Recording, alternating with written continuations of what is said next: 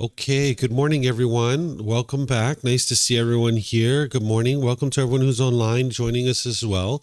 We're going to start our class this morning like we do each class with some meditation. So if you guys would like to chant along and then I'll guide you in the meditation session. Actually, you know what? I would like to do this. I'd like to not guide you in meditation today. That way you guys can learn to meditate, because now it's Thursday. You guys are kind of leaning towards being able to be off and doing meditation on your own. This way I'll do the chanting and then you guys just do the meditation on your own, where you focus on the breath. And then when your mind moves off the breath, you cut that off and let it go and come back to the breath. Normally I guide you guys each morning, but as we get closer and closer to the end of the course, I kind of step back from that, letting you guys stand up on your own 2 feet so that way you can be comfortable to do your meditation on your own when you're outside of class. So that's what I'll do, is I'll just start with the chanting. You guys be on your own for meditation, focusing on the breath. Anytime the mind moves off the breath, you cut that off and let it go and come back. And then we'll come out of the meditation with some more chanting. And then that's where I'm going to start today's class. I'm going to teach you what is Kamma and how does it affect me. This is a natural law that you're awakening to, that you're cultivating wisdom about. And I'm going to teach you the 4 types of Kamma: wholesome Kamma, unwholesome Kamma, new Kamma, and old Kamma. Because by the time you get to enlightenment, you will only be experiencing wholesome Kamma. And then after our mid-morning break, I'm going to teach you what is merit and continued support on the path to enlightenment. And then after our lunch break, we'll come back in the afternoon and I'll talk to you about the field trip. Because remember, tomorrow we have a field trip that if you guys would like to go out to the temples, you're more than welcome to do that. And then we're going to have kind of an activity this afternoon as well. And then I'll teach you also how to take the things that you learned from the course and integrate it into your day-to-day life. So if you'd like to join for meditation, you're more than welcome to join in with the chanting. And then after the chanting, just focus on the breath. And anytime the mind moves off the breath, cut that off and let it go and come back to the breath.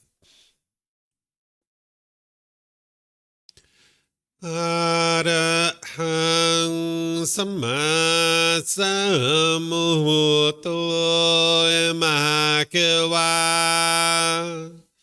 Bhutang Mahakavanang Apivateyami Savakato Mahakavata Tammo Dhammang Namasami Supatipano Mahakavato Savaka Sangho Sanghang Namami Namo Arhasa Bhagavato Arahato Samma Sambuddhassa Namo Arhasa Bhagavato Arahato Samma Sambuddhassa Namo Arhasa Bhagavato Arahato Samma Sambuddhassa Iti piso Mahakawa Arahang Samma Sambuddho Vicacaranang Sammuno Sakato Rokavitu Anutero Purisa Dhamma Sati Satatawa Manusanang Poto Bhagavati.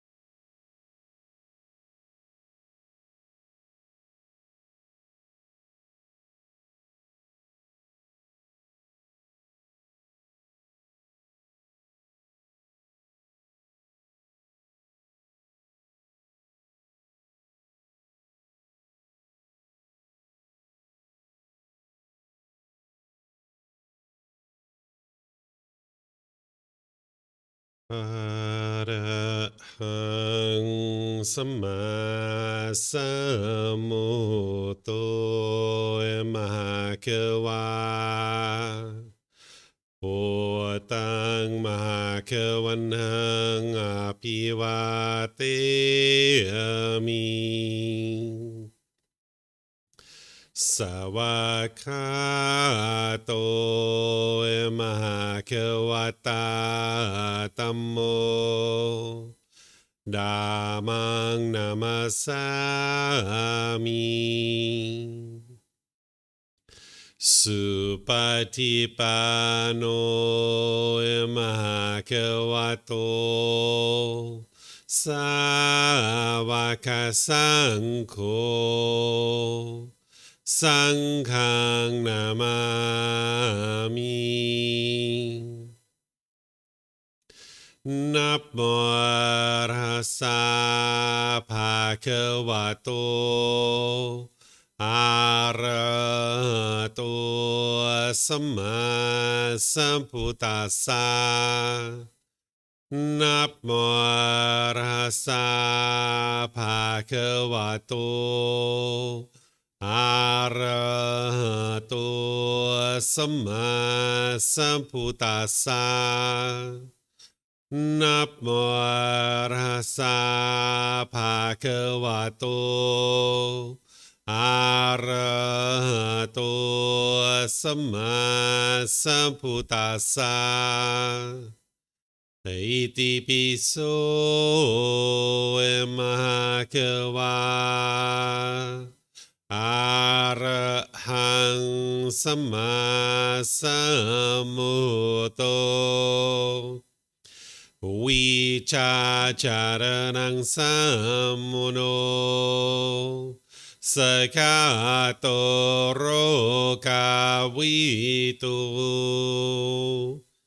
อนุเตโรปุริสาดามาสติสัตตาตาวามนุสนังพุทโธภะคะวะติ Okay, if you guys would like to slowly make your way out of meditation.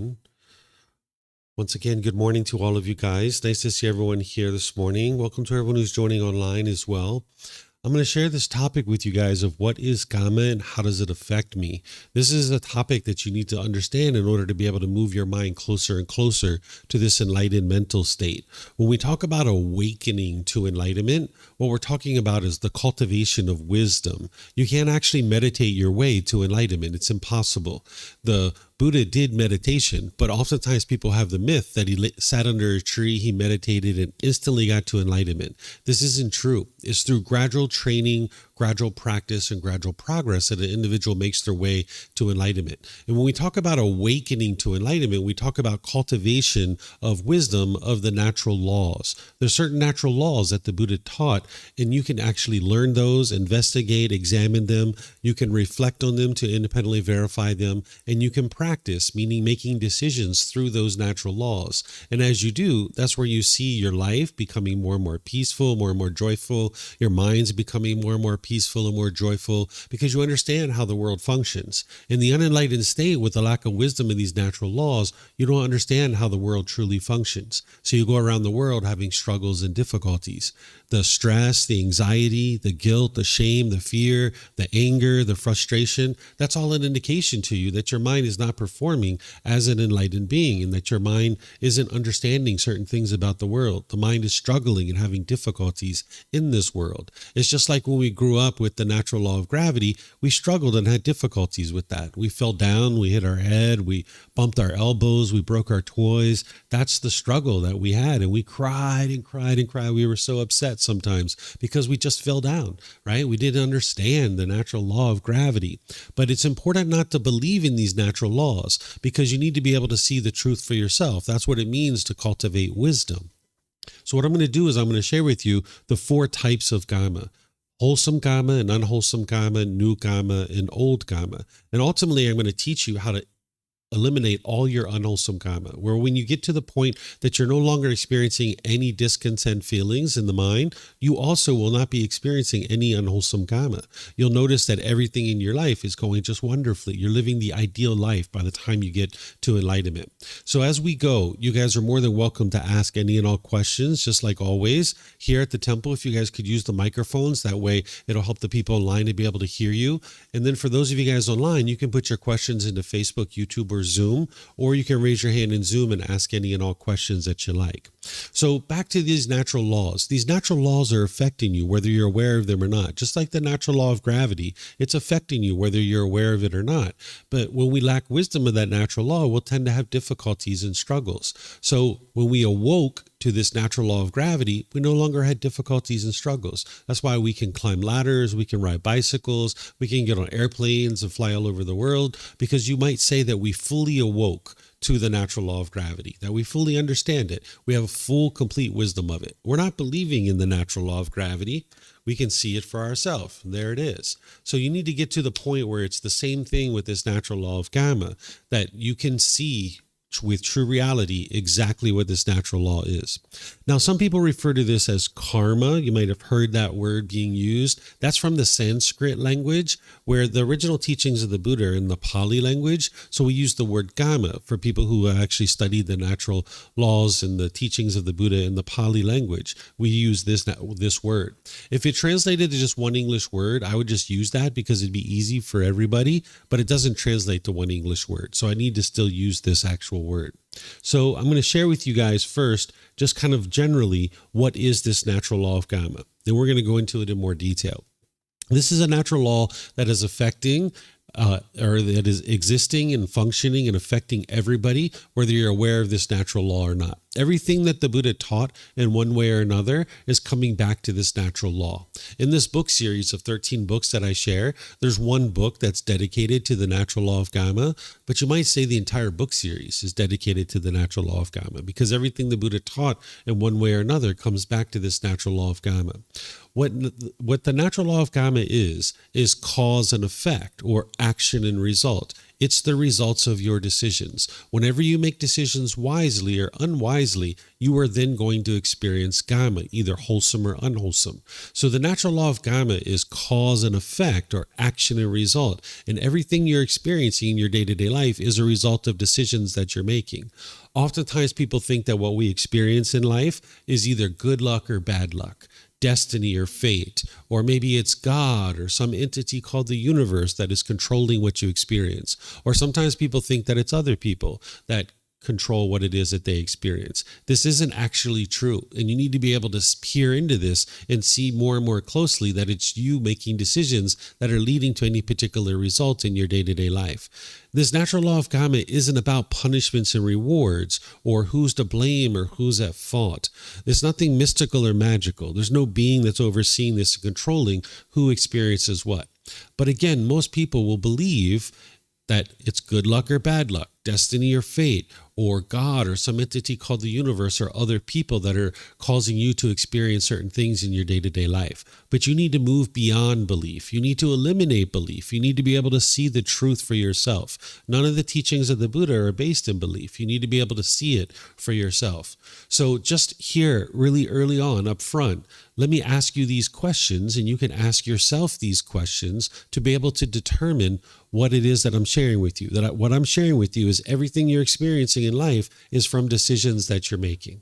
So ask yourself these questions. Who chose where you're sitting right now? Who chose the clothing that you're wearing? Who chose the hairstyle that you have? Who chose whether or not you ate breakfast this morning? Who chose where you live? Who chose the friends that you spend time with? Who chose the occupation that you have? So you can see a theme here, that it's you that's making all these decisions. So we could go one by one by one, and you can see that it's your own decisions that are leading to any particular results. And when you tend to lack wisdom of the natural laws, you will tend to make unwise choices, and those unwise choices will lead to unwholesome results. So say, for example, if I was walking down the beach and the wind was blowing in my face, and I was kicking up the sand, and there was sand blowing back in my face. Well, I can think of this as, well, this is good luck or bad luck. This is destiny or fate. This is God or some entity called the universe that is doing this, or this is because of other people that are causing this. Or I could see true reality, that it's me kicking up the sand. And now if there's anything that I don't particularly care for that's going on in my life, all I need to do is cultivate wisdom, make different decisions, and I will experience different results. But if I walk down the beach thinking that it's good luck or bad luck, destiny or fate or God or some entity called the universe, or that it's other people that are causing me to experience this, then I never cultivate the wisdom that I need to make different decisions, and I never experience different results. But when I can see the truth for myself, now I can just cultivate wisdom, make different decisions, and experience different results. I can choose to stop kicking up sand, and now my experience in this life will be very different. So if there's anything that's going on in your life that you don't particularly care for, and you would rather those things not occur, you can cultivate wisdom, make different decisions, and you will experience different results. But if it's good luck or bad luck, if it's destiny or fate, if it's God or some entity called the universe, or if it's other people that are controlling what you experience, you're locked in, you're stuck. You can't do anything about your life. You're a robot, and you know that this isn't actually true. So this is a way that you can actually be empowered to improve any aspect of your life by understanding the natural law of Kamma. So these are some things just to kind of get you started to be able to understand what the natural law of Kamma is. It's not a system of punishments and rewards. It's a sequence of events, cause and effect, action and result. Anytime you make a decision, it's going to produce a certain result. And when you make decisions wisely or unwisely, it's then going to produce certain types of Kamma. And that's what I'm going to help you to be able to understand. So this is just kind of like a little summary for you to be able to see that it's your life, your decisions, and your results, everything you experience. And that's why you can get to the point where you no longer experience any unwholesome Kamma. You can get to the point where everything is happening in your life and you're living this ideal life. Now, saying that you've extinguished all your unwholesome Kamma doesn't say that everything's happening your way. Sometimes that's what people hear when I say you've extinguished all your unwholesome Kamma and you're only experiencing wholesome Kamma. Doesn't mean everything's going your way. It just means that you're no longer experiencing harm coming back to you. And your mind is going to be completely peaceful and completely joyful no matter what's happening in your life around you. But you will have developed your mind and your life to a point where you're only experiencing wholesome Kamma and there's no harm coming back to you. These are two important teachings from the Buddha about the natural law of Kamma as you're getting started here to be able to understand this topic. These are just two. As I mentioned, we could say everything the Buddha ever taught was about the natural law of Kamma. But these are two important points to understand. This first one, he says, beings are the owners of their Kamma, the heirs of their Kamma. They have Kamma as their origin, Kamma as their relative, Kamma as their resort. Whatever Kamma they do, wholesome or unwholesome, they are its heirs. What he's saying here is that you are the one that's creating your own Kamma. Nobody else can create it for you. Sometimes when you're around friends, somebody say, oh, don't rub your bad Kamma off on me, right? Or I'm going to give you some good Kamma, right? This isn't possible. It's not possible for that to occur. It's your decisions that are leading to any particular result. You can't give wholesome or unwholesome Kamma to other people. Then the Buddha says, the result of Kamma, I say, is threefold: to be experienced in this very life, or in the next rebirth, or in some subsequent occasion. So I know some of you guys haven't had the opportunity to independently verify the cycle of rebirth yet. You guys are just getting started on the path, and that's okay. But just remember, you have the ability to independently verify this. I have it in volume 11, chapter 105, where there's 17 different criteria to be able to independently verify the cycle of rebirth. But it's in chapter 105, volume 11 for a reason, because it's usually something you approach much later. But nonetheless, what the Buddha is teaching you here is that you can't run and hide from your Kamma. No matter what choices you make, you are going to experience those results. You can't run and hide from it. So when you understand that it's only you that is creating your Kamma and you can't run and hide from your Kamma, then the next question becomes, well, let me learn as much about this natural law as possible so that I can get to the point where I'm only producing wholesome Kamma and I'm no longer experiencing any unwholesome Kamma. So that's what I'm going to teach you now. These are the 4 types of kamma that you need to understand in order to get to the point where you've extinguished all your unwholesome kamma. So the first 2 is wholesome kamma and unwholesome kamma. Wholesome kamma is produced anytime you're making harmless decisions. Unwholesome kamma is whenever you're producing harmful decisions. Remember, you can't cause somebody else to be discontent. If somebody else's mind is angry or frustrated or sad or any other emotion, it's their mind that's causing that. And the Buddha's Four Noble Truths helps you to be able to see that. And most of you guys have studied that with me, but if you haven't, you can go back and learn that, because it's important that you independently verify how it's your own mind that's causing these feelings. Just like your mind causes your own feelings, it's the same thing for other people too. You can't cause other people to have any particular feeling, but you can cause them harm, meaning you cause harm to their material possessions, their physical body, or their reputation. Anytime you're causing harm to somebody, this harm is going to come back to you.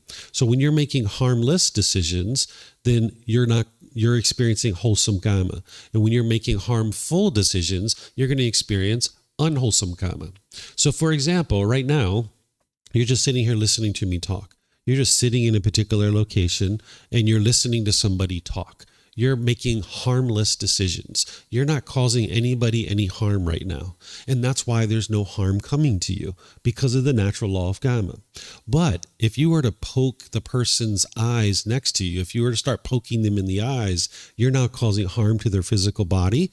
There's going to be some harm that comes to you. That person's probably going to swat your hand out of the way or push you over, or whatever is going to happen. They're maybe going to get up and walk away from you or what have you. You're going to experience some kind of harm because now you're causing harm. So this is wholesome kamma and unwholesome kamma. It's from harmless decisions that lead to wholesome kamma, and then it's harmful decisions that lead to unwholesome kamma. And one of the ways you might think about this is wholesome results or unwholesome results. So harmless decisions will produce wholesome results or wholesome kamma, and harmful decisions will produce unwholesome results or unwholesome kamma.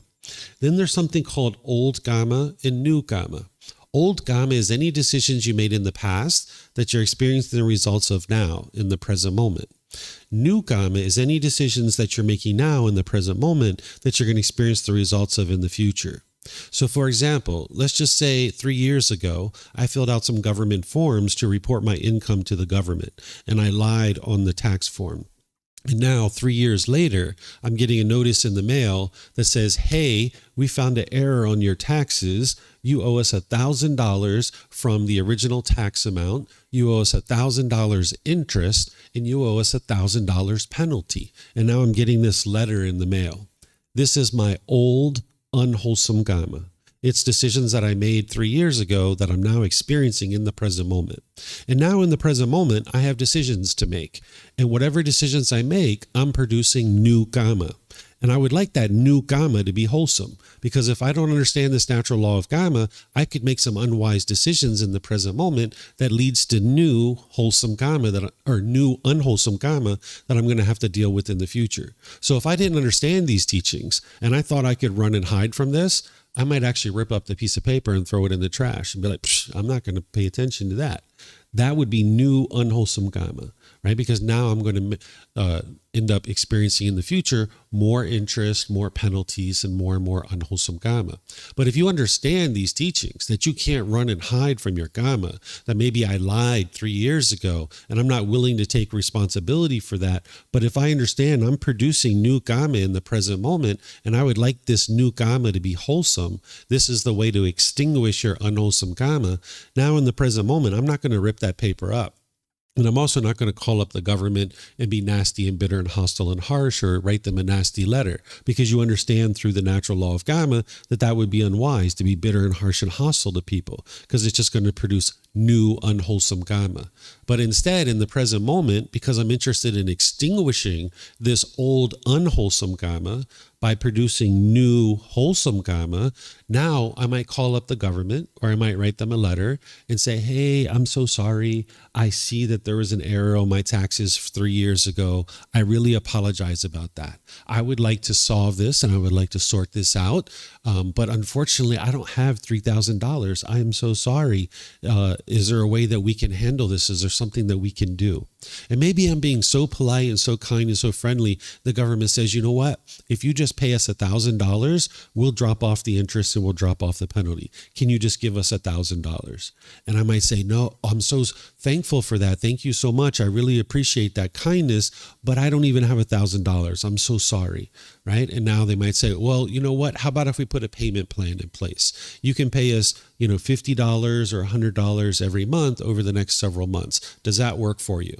And now I'll say, yes, that's wonderful. Thank you so much. So now in the present moment, I've produced new wholesome karma by being polite, kind, friendly, and respectful and handling this in a way that would be harmless. Whereas if I ripped it up and threw it away, or I contacted the government and was bitter and harsh and hostile, it's not going to produce new wholesome karma. So these are the 4 types of karma. There's wholesome karma and unwholesome karma.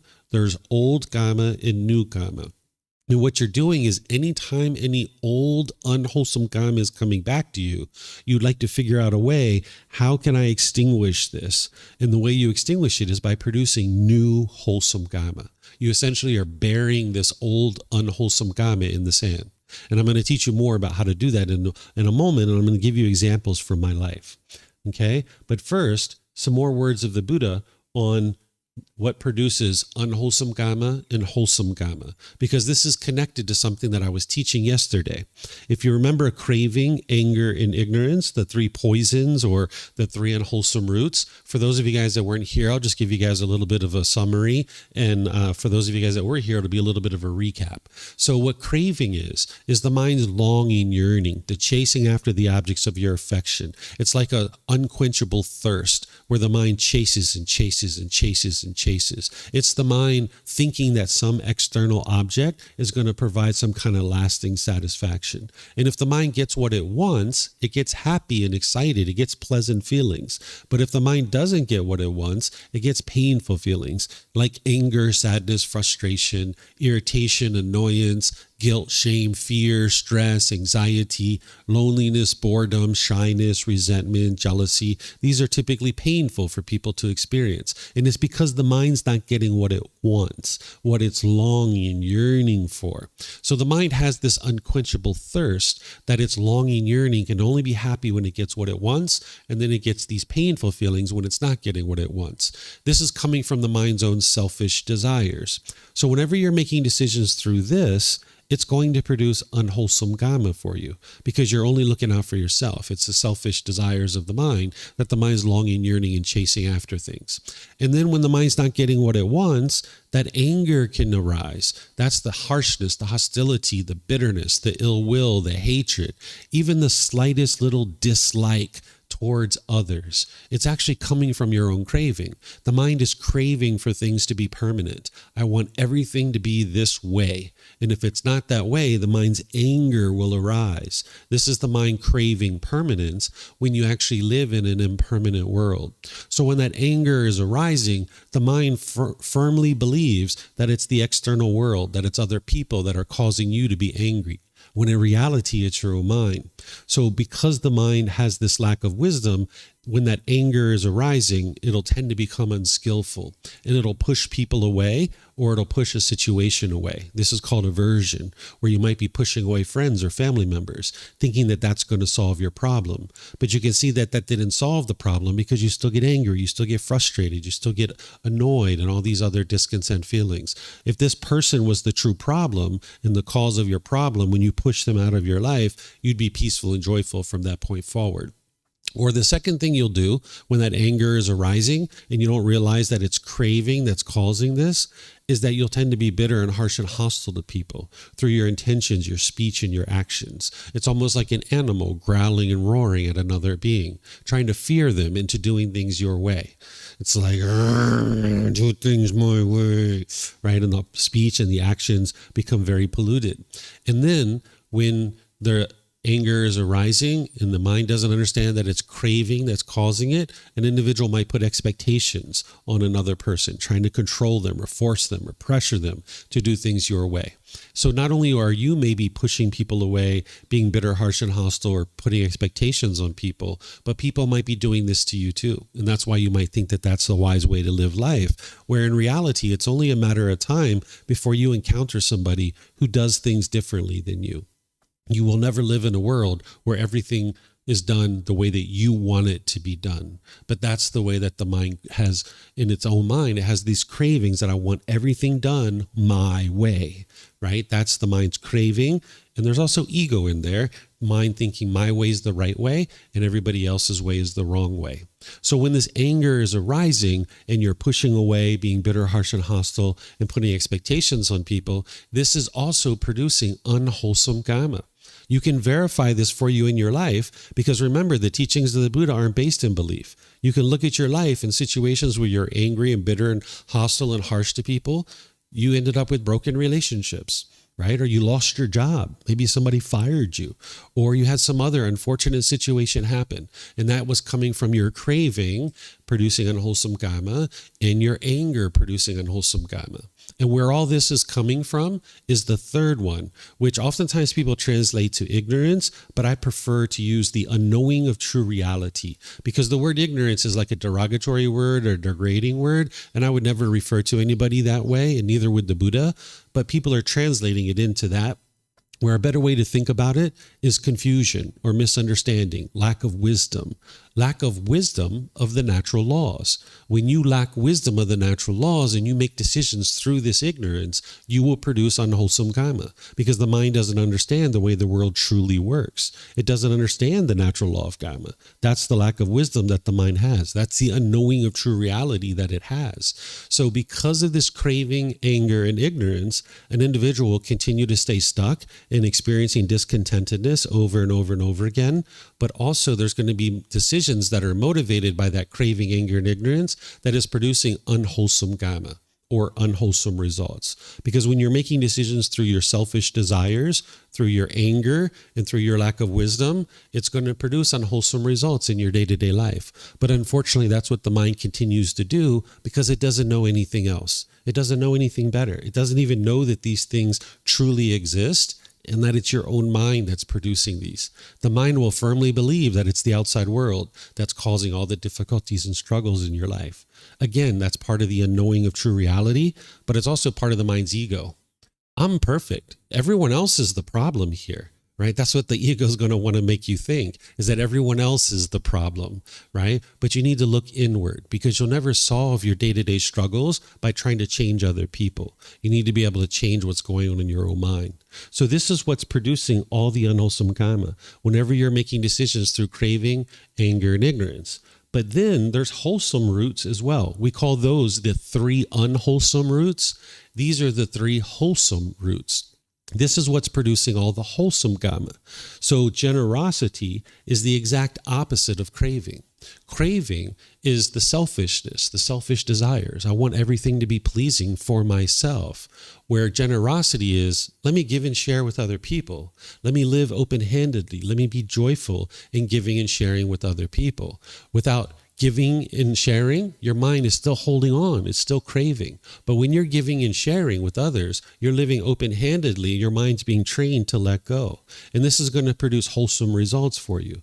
Generosity is the giving and sharing without any expectation of anything in return, such as your time, effort, energy, and resources. So when you give and share with the people around you, you'll actually produce wholesome kamma. And then the loving kindness is the opposite of anger, hatred, ill will, bitterness, the hostility, The loving kindness is a genuine interest in seeing all beings be well, active goodwill towards others. That's the exact opposite of anger. And when you operate through that, that's going to produce wholesome karma for you. And then the opposite of ignorance, or the unknowing of true reality, is the wisdom. So the more and more you cultivate wisdom of the natural laws, and you're making decisions through those natural laws, it will produce wholesome karma for you. That's why none of the teachings of the Buddha are based in belief, because you can't make decisions through belief, because with belief, you don't know what's true or false. You're just believing it because somebody convinced you to believe it, or you convinced yourself to believe it. It's not based on truth. Belief is just belief. You don't know whether it's true or not. You would like to get to wisdom where you can see the truth, and now you're making your decisions based in that truth. And now, through making decisions with wisdom, you will experience wholesome karma. So these are the three wholesome roots of generosity, loving kindness, and wisdom. So now what I'm going to do is I'm going to give you some examples from my life of how to eliminate and extinguish all your unwholesome karma. Because if you could snap your fingers today and instantly practice the teachings of the Buddha perfectly, which you can't do, you're still going to experience unwholesome karma. Because you've made unwise decisions in the past, and you got to experience that, right? So if you could practice the teachings perfectly from today forward, which you can't do, you would still experience unwholesome things coming back to you because you made unwise decisions in the past, and you're going to need to experience that unwholesome karma. That old unwholesome karma is still going to come back to you. And as it's coming back to you, you're going to need to extinguish it. That's how you actually get to the point where you're only experiencing wholesome karma. One of the ways you might think about this is that if you had a garden hose and you were shoving mud into the garden hose all throughout your life, well, that's the old unwholesome karma that you've been generating and putting into this garden hose. Well, now what you might be choosing to do by coming to the temple, by reading books, by consulting with a teacher, by meditating and training your mind with all these teachings, you're taking this garden hose and you're hooking it up to the faucet, right? And now you open up the faucet to get some clean water to come through this garden hose.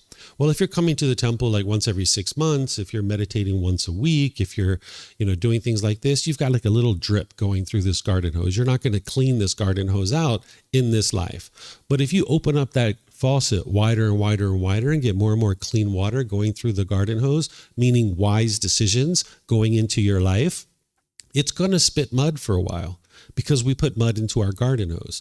But eventually, after it spits mud for a while, the more and more wise decisions, the more clean water you get going through this garden hose, it's going to spit some clean water. So you might get mud, mud, mud, mud, clean water. Mud, mud, mud, clean water, clean water. Mud, mud, mud, clean water, clean water, clean water, clean water. Mud, mud, clean water, clean water, clean water, clean water, clean water, because you keep putting clean water into this garden hose. So over the course of multiple years, it's going to spit some mud for a while. As you're gradually bringing down your craving, anger, and ignorance, and you're gradually increasing your generosity, loving kindness, and wisdom, you're putting more and more clean water into this garden hose. So it's the Eightfold Path, which I taught on Tuesday morning, which is going to produce wholesome karma for you. When you're making decisions through the Eightfold Path, all those individual factors, that's what's producing the wholesome karma for you. Things like right view, right intention, right speech, right action, right livelihood, right effort, right mindfulness, and right concentration. That's the complete perfect plan that's going to train your mind to extinguish all your craving, anger, and ignorance so that you can gradually bring that down and you can gradually increase your generosity, loving kindness, and wisdom. So let me give you some examples, some tangible things that you can see how this works. When I was growing up as a child, I grew up in a very hostile environment. There was lots of hostility around me. And that's what I learned growing up. I remember going to a fast food restaurant and the French fries were not on our tray. And the family member that I was with started yelling and hollering and screaming at the cashier in order to get our French fries. And one of the things that I learned growing up, and my mind was conditioned to think, is that when people don't do things your way, you yell and holler at them in order to get your way, right? this isn't the way to live life, but this is the way that I grew up as a kid. So I was doing that to a certain degree because my mind was conditioned that way. Of course, I was polite and respectful in certain situations, but not always, right? Just like any other unenlightened being. So as I was growing up, I was having different challenges and different struggles in relationships. I met my current wife in 2007, and we started spending time together. And of course, when you're first establishing a relationship, you're on your best behavior, right? You're in that little honeymoon phase where you're doing everything well. And as I was first starting, I was treating her really well. But then over time, there were periods of time where I would treat her unkindly and I would do unwise things and I'd be bitter and harsh and hostile to her. And I did that for a period of time. And our relationship, even though it started off really nice, it started to slowly deteriorate. And by about the 11-year mark, we were having such difficulties and such struggles, I decided, you know what? I'm done with all these problems. I've had all these problems all throughout my life, and now I'm interested in change. And I started to work on my mind very, very closely. And at the 11-year mark, I started doing this transformation. I started completely transforming the way that I interacted with her, the way that I treated her, the way that I treated other people, started doing all this meditation and training my mind. But even though my mind was peaceful and joyful, and my mind was being more and more trained, and I was being polite, kind of friendly, respectful to her, she was still being bitter and harsh and hostile to me because that was my old unwholesome karma. Just because I chose to be more loving and kind and warm and gentle, and it had only been a couple of weeks or a couple of months, she was still bitter and harsh and hostile. So I would come home sometimes just out of the blue. She would just start yelling and hollering at me, right? For no reason. Where in the past, I would yell and holler right back, like, who do you think you are talking to me like that? Blah, blah, blah, blah, right? Well, now when I understood the natural law of Kamma, that was the last thing I was interested in doing. So when she was being bitter and harsh and hostile with me, I would just choose to walk away. And that was very different. She wasn't used to that. She was used to me yelling and hollering at her, right? So when she'd be yelling and hollering at me, I would just walk away. And she could see that it was her mind that was angry and frustrated. And I did that for a few months. And then I started gaining more and more control over my mind. So now when I would come home, sometimes she would yell and holler at me. And I would sit there and I would listen to her. And I would listen to her. And I would listen to her because I knew she had to get it all out of her system. And then at the end, I would why her to show respect. And then I would walk away. Because I knew this was my unwholesome karma. I had done these same exact things to her. I had to experience this. So I sat there and I would just listen, and then I would why her and I would walk away. And then I got more and more control over my mind. So then I would come in the house and sometimes she'd be yelling and hollering at me. And I would say, yeah, you're right. I was a terrible husband. I was horrible. I made all those bad decisions, just like you said. Yeah, I did all those things. You're right. But what about now? How am I acting now? She's like, you're different now. You're not doing those things anymore. I'll say, all right, thank you, dear. And I would why her and I'd walk away, right? So slowly over time, it became less and less frequent, where sometimes it would be 6 months or 9 months before she would have one of these bouts, where now it's probably been 5 or 6 years. She hasn't done any yelling. I haven't done any yelling. No hostility, no bitterness, and nothing like that whatsoever. But I had to experience that for about 1.5 years. There was all this unwholesome karma that was coming back to me. But it became fewer and farther between each one of these situations. It was getting fewer and farther between each one of these things. So I had to experience that unwholesome karma coming back to me. And I needed to do something different. Because if somebody picks up the rubber ball of anger and they throw it around the room, well, if you pick up the rubber ball of anger and you throw it around the room, next thing you know, you got all these rubber balls bouncing around because you're just feeding it. You're just giving it energy. So if someone comes at you with anger, the last thing you're interested in doing is going back at them with anger. It's just going to keep the anger going. So when someone comes at you with anger and they throw the rubber ball of anger, just watch it roll to the corner and lose its energy. Right? Just walk away. There's nothing you're going to be able to do to stop that person from being angry. You're not causing them to be angry, so therefore you can't stop them from being angry. It's their own mind that's causing that. The best thing you can do is just walk away. And that helps them to see that it's their mind that's angry, not yours. So it took me about 1.5 years to be able to experience all of that and get through all of that and clean out the garden hose. And now it's been 5-6 years or so, and there hasn't been a harsh word between the two of us. We don't argue, we don't yell, we don't holler at each other. We just have discussions. We still have disagreements where we disagree with each other, because you're never going to be with someone that you agree with 100% of the time. But the difference is, in the past, neither one of us understood craving, anger, and ignorance, and we didn't understand the universal truth of impermanence. And when she had a way that she wanted to do it, and I had a way that I wanted to do it, it was like a fight to death. That's the way two unenlightened minds function. It's almost like animals fighting to death to figure out who's right and who's wrong. And both of them want it their way. And you're fighting to death like two animals. Well, when you understand impermanence and you understand that not everyone's going to agree with you, and you don't have to agree with someone, and disagreement doesn't mean disrespect, that you can actually disagree with someone respectfully. So now we can sit down and we can talk about any particular challenge. And sometimes we walk away from the conversation where I've changed my mind and I prefer to do it her way. Or sometimes we walk away from the situation and she prefers to do it my way. Or sometimes we walk away from this conversation and we still do it the way that we both independently are planning to do it. And we don't actually change the way that we're thinking. And we just walk away understanding she's got her way and I got my way, and that's okay, right? That's just impermanence. But before, it was like a fight to death. So I had to extinguish this first in my own mind by training my own mind, so that then when I was around her, I could be loving and kind. And I was practicing generosity with her too, that when I would go to the market, I know that she likes avocados. So every once in a while, I'll see some avocados, because in Thailand, you don't really see too many avocados. So when I see them, I would buy them for her and I'd bring them home, and I would help her to see like, hey, I'm just here to help you. That's all I'm interested in doing, is just loving you and being kind and warm and gentle to you. Even though in the past I did it differently, now things have changed. So I needed to extinguish that unwholesome Kamma with my wife. And it took me about 1.5 years. But then there was some other unwholesome Kamma too. I started noticing my son, who was 6 years old at the time, he was actually being bitter and harsh and hostile with his mom too. They were starting to have difficulties in their relationship because he had learned it from me. He saw dad being bitter and harsh and hostile with mom all throughout his younger years, and now he thought that was the way to interact with his mom and other people as well, perhaps. So now I needed to start teaching him, and I started guiding him through the teachings of the Buddha so that him and his mom could sort out their relationship. And that's what they've done too. They don't argue and they're not frustrated or irritated at each other anymore either. They just have a very loving relationship. They don't have harsh words between the two of them ever. So you can actually get to the point where you extinguish all your unwholesome Kamma, but you need to start with your own mind by eliminating these pollutions through training your mind.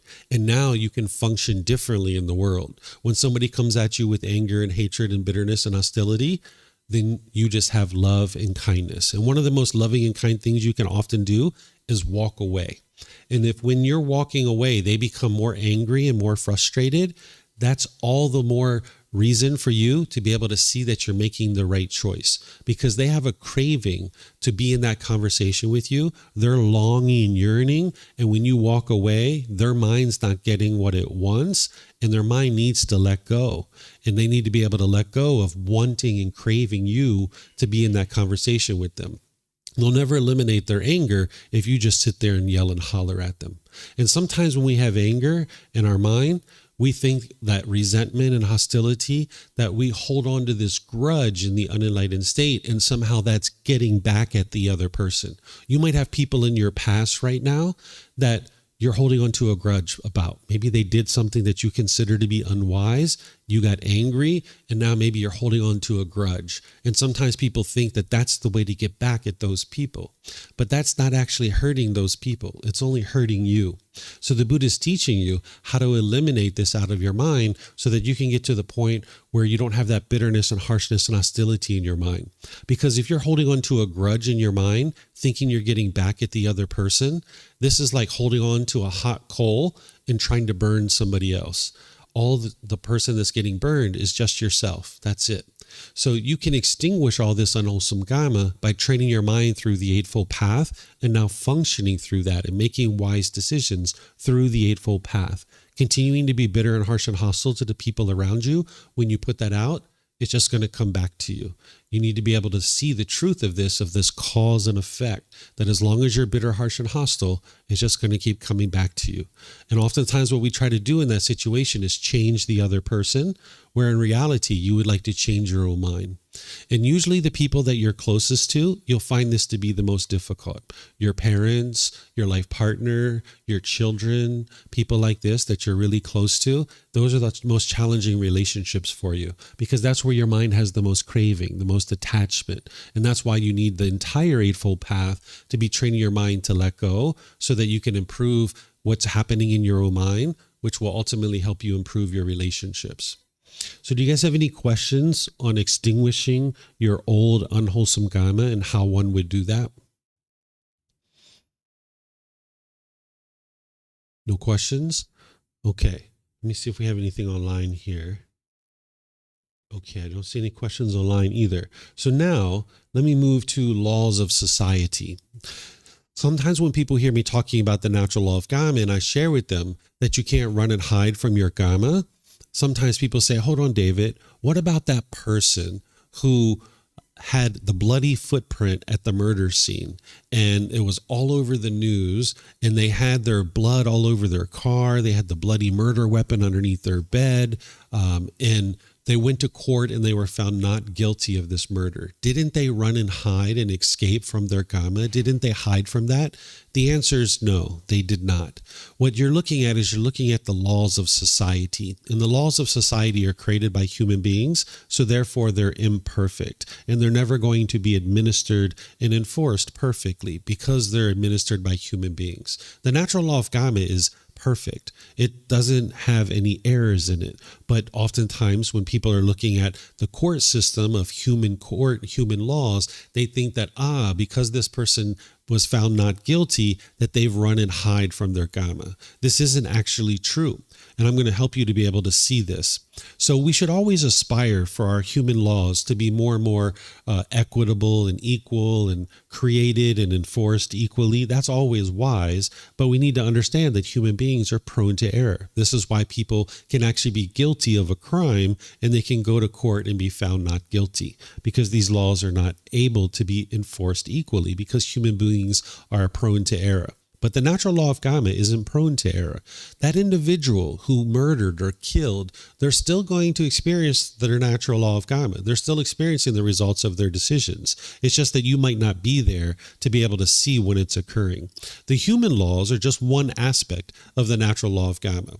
But there's all these other things. So using this example of someone who the bloody murder weapon was under their bed, their bloody footprint was at the murder scene, they had blood all over their car and all these kinds of things, and they went to court and they were found not guilty. These are some of the things that this person can experience, which is the results of their decisions, their Kamma. They can experience a bad reputation in the community because as this news is going all over the community, people hear about what's going on and they know that this person went to court and it was all over the news, and now more and more people in the world understand that this person potentially committed murder. Then this individual can experience sickness, disease, mental and physical pain in a shortened lifespan. The way that this occurs is not through anything mystical or magical. If you have enough anger and hostility and bitterness in your mind to kill another human being, that means that your mind has a lot of hostility and bitterness in it, not just towards that human being, but in other situations too.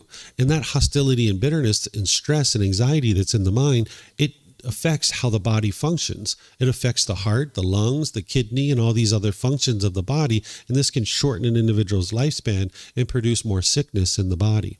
If an individual has enough bitterness and hostility to kill another human being, it's not like all their other relationships are going wonderfully. It's not like everything else is perfect in their life. So they can experience hostility, aggression, fights, and even being killed in other relationships that they have. They can experience a loss of income and wealth because to go to the courts and defend yourself on a murder charge is very expensive. So they're going to actually lose a certain amount of income and wealth. They'll have difficulties in their relationships. As I shared, if they had enough anger and hostility to kill this person, it's not like all their other relationships are going wonderfully. They're having difficulties in these relationships as well. They're going to have difficulty securing and progressing in employment, right? If you were a boss trying to hire somebody to work in your company and you're interested in trusting this person to do things in a certain way, if you know that they've been up on a murder charge and it's been all over the news, are you interested in hiring this person perhaps? Probably not.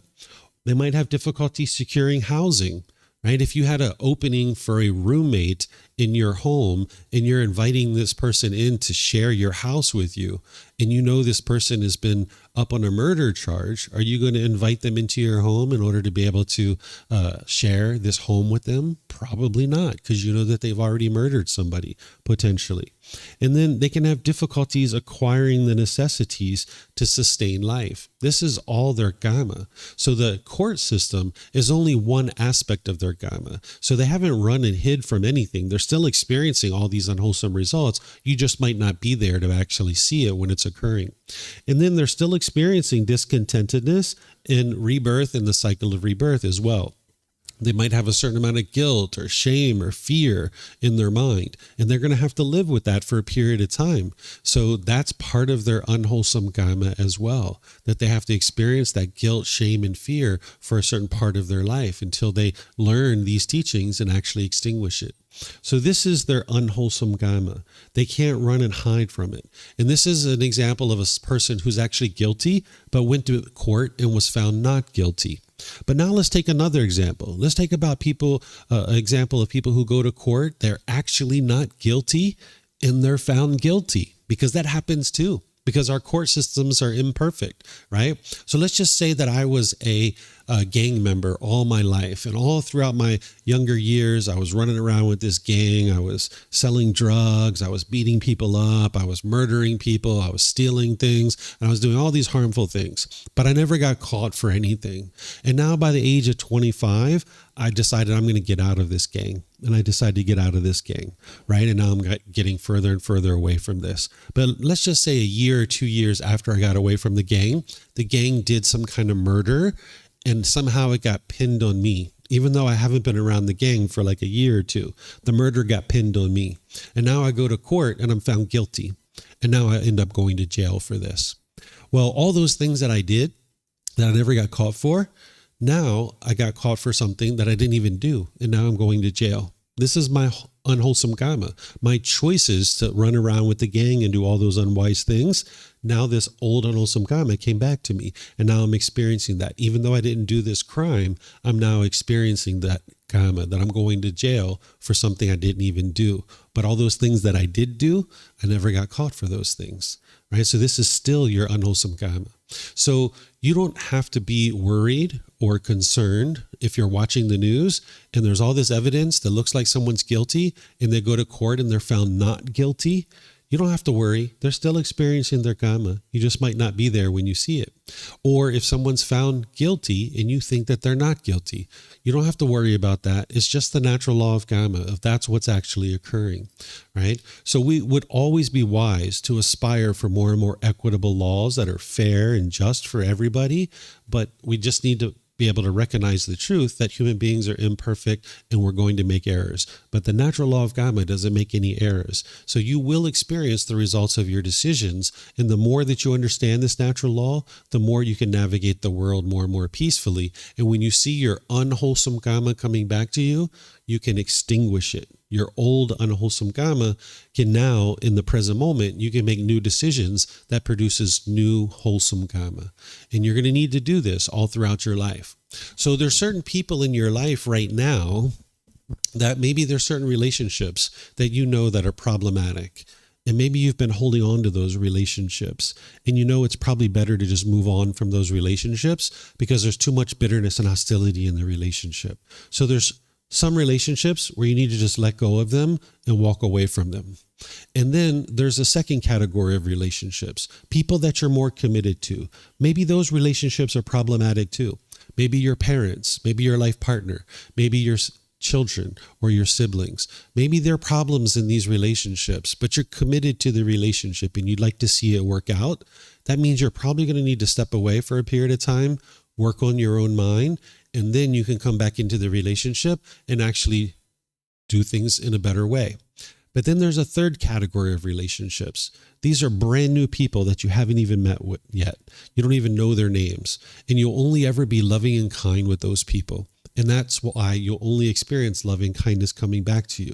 So there's these three categories of relationships, and this is how you can clean up your karma. Is there certain people you're going to need to let go of those relationships and just move on? You don't need to go tell them. You don't need to download all the reasons why you can't be their friend. That's unwise. Just choose to slowly move away from those relationships. And then someday in the future, if you see that person, hey, Bob, how's it going? Nice to see you, right? Whereas if you go to them and you download all these reasons why you can't be their friend, you're just listing out all your expectations and all your wants, all your cravings. And now this person, there's going to be some conflict and bitterness and hostility. And now when you see them 3 years from now, there's going to be this bitterness and hostility in their mind towards you. But if you just slowly move away from that individual, when you see them 3 years from now, you can be like, hey, Bob, how you doing? What you up to? And now you guys can maybe rekindle your relationship after you're in a better place, right? So some relationships you're just going to need to move on from. The second category of relationships, these are people you're more committed to. Parents, life partners, siblings, children, things like this. You're going to need to step away. You're going to need to work on your own mind. You don't necessarily need to tell them what you're doing. You can just choose to step away and do it. And now when you come back into the relationship, you'll do things in a better way. Their mind might still be functioning unwisely, but your mind can be functioning wisely. And then there's that third category of relationships are brand new people you've never even met before. You don't know their names. You don't know even who they are right now, but you're only ever going to be loving and kind in those relationships. And that's what you'll experience coming back to you. And this is how you can clean up all your relationships, because by the time you get to enlightenment, all your relationships are harmonious. You won't have any difficulties and struggles in any of your relationships. Right now, you might be perceiving the difficulties and struggles to be the other person. And that's just because the mind has a craving for them to do things a certain way. When you understand that everybody's making their own decisions, and part of loving people is to love them as they are and not put expectations on them, then you can get to a point where all your relationships are harmonious. But when you want people in your life to do things your way, you can't live harmoniously in that situation because people aren't going to do things your way. So when you come to the terms to understand that everybody does things differently, and that's okay, you can just love people as they are. You can separate the choices and decisions that they make from the person themselves, where you can just love the person while disagreeing with their choices and decisions. And this is the way that you can get to harmony. And you're going to need to know the Eightfold Path and practice that closely in order for you to be able to practice and make wise decisions in each of your relationships. So do you guys have any questions on the Natural Law of Kamma? Yes, ma'am.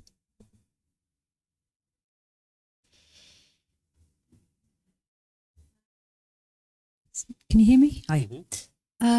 So you're just talking about you might be loving and kind. You've got to that place in your mind where you can be loving and kind with other people, but that they might be harming people that you love. How do you deal with that? Because you can't control them, but you can see that they're still harming people that you love. Sure. How do you resolve that in your mind? Yeah. So what this comes from like if you were angry, let's just say Bob is doing something unwise to Susie. Let's just say he's stealing from Susie, and now Susie's your best friend.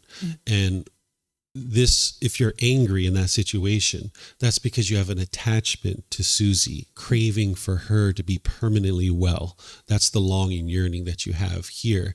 And you need to eliminate that craving, desire, attachment, and understand that whatever Susie is experiencing is based on Susie's decisions. Even though Bob's the one who's stealing from her, it's Susie who's choosing to be in a relationship with Bob.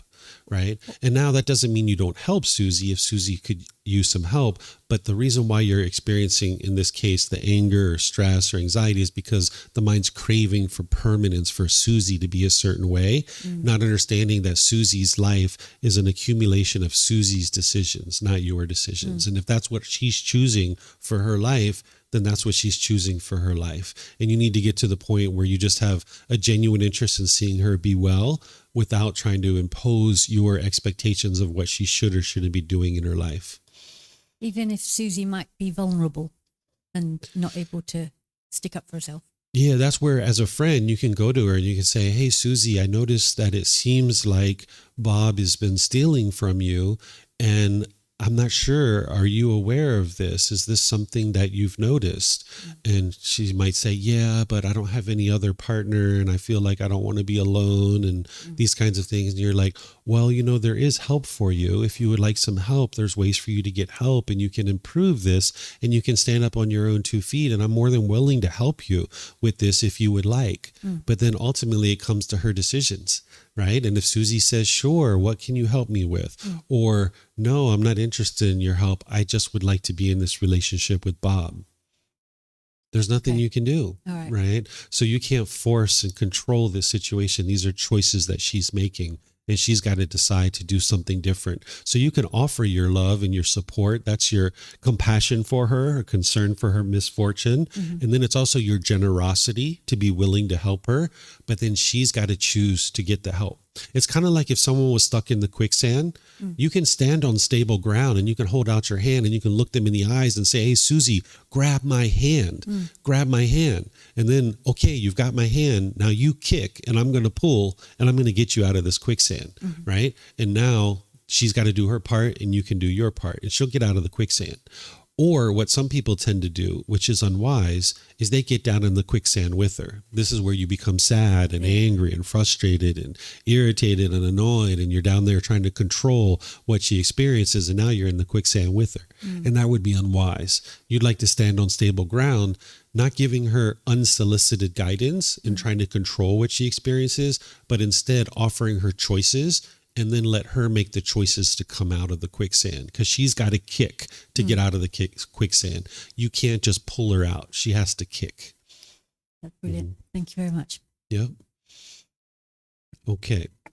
I don't see any other questions anywhere. So it's 10:30. So I'm going to take a little break here. And then when we come back, I'm going to teach you this next topic, which is what is merit and continued support on the path to enlightenment. These are 2 topics that I'm going to teach you next. So let's take a 20-minute break where we come back at 10:50 and I will help you guys to understand these next 2 topics. So thank you for your questions. Thank you for your interest to understand. And I'll see you guys in about 20 minutes. Okay.